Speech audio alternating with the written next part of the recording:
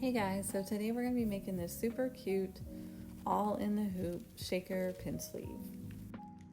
And here are some of the supplies you'll need. Of course, you'll need your embroidery hoop. It's for a 5x7 hoop. You'll need some sort of sequins. I like cup sequins because they move freely. You can use clay pieces, even glitter as long as it's not fine. Here I'm showing you, you'll need your 3 pieces of vinyl. The 2 are the jelly vinyl and the 1 is the clear vinyl. Masking tape, a rotary cutter, scissors, and the chopstick. And here I'm showing you how I would cut out the stabilizer using the rotary cutter. I've already done it, so forgive me, but basically you're just going to cut as close to the stitch lines as possible. You don't want to disturb the 2 lines that I'm showing you right here. Those are very important for lining up the pocket. You can also reuse that piece to fill your sequins in.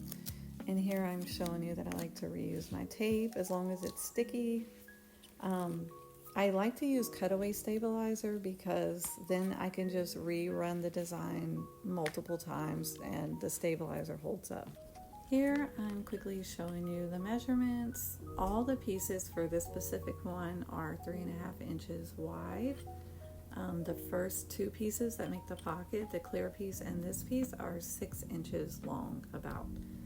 And so that'll be pretty standard for the length for any pin sleeve I make. The back piece, I want to say, is 7 inches in length, and again it's 3.5 inches wide like the other pieces.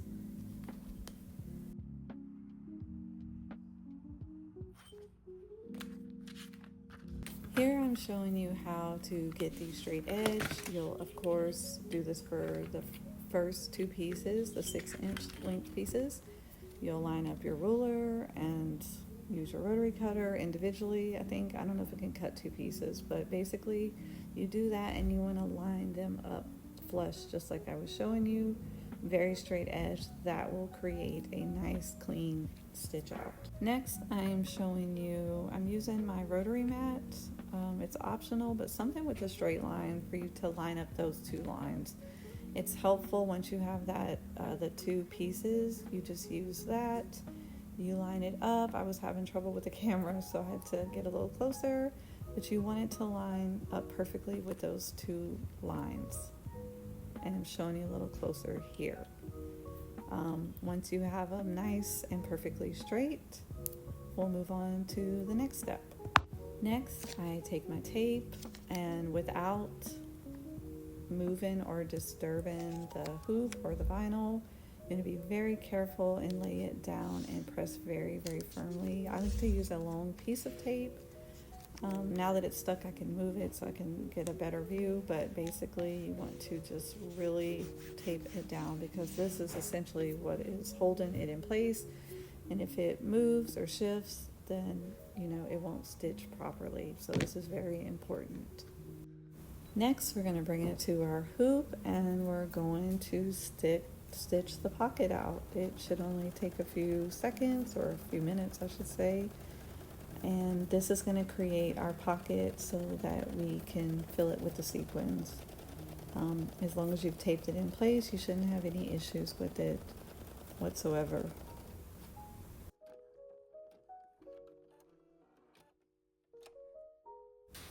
Next, you're going to carefully flip over the hoop, making sure not to unhoop it, and you want to cut any strings because those will get sandwiched in a little later, but I just like to each step trim up those strings like I'm showing you here. Then you flip it back over. Next we're going to start with filling our sequins.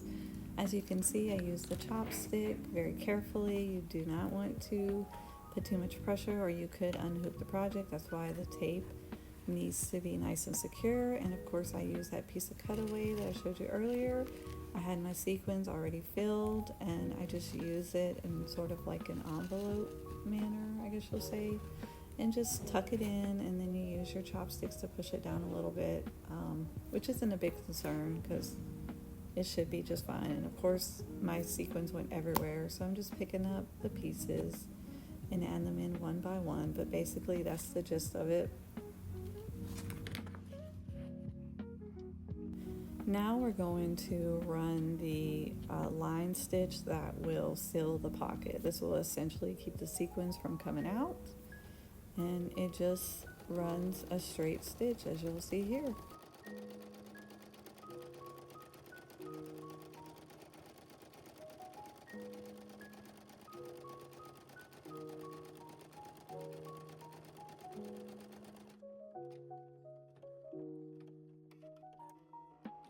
Next, we are going to flip it back over again, just like I told you, to cut those strings if you have any, because once we sandwich it in, it's very hard to do so.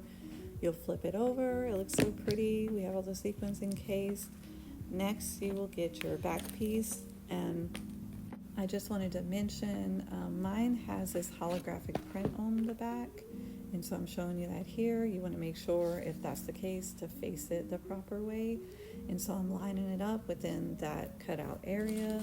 I'm grabbing more masking tape, and I'm going to very, very securely tape that in place. I can't say enough. I'm used to making these, so the tape I'm using is enough, but if you feel like you need more, use more. There's nothing more frustrating than going through all this and your project is ruined. Ask me how I know. And this is actually the final step. I didn't record me stitching it out. I don't know what happened, but it's pretty straightforward. You know, you put it on the hoop on the machine, you run the final step.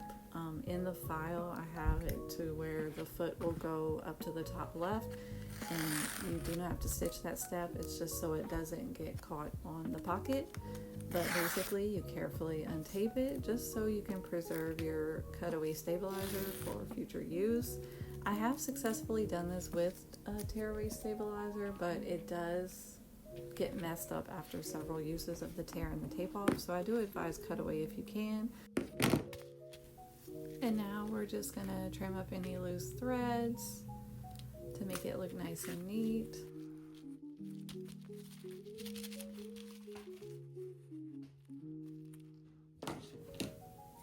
And here I'm showing you how you would go about cutting it. The only suggestions I can give you is nice, steady, long strokes. It's very easy to cut through the vinyl, surprisingly.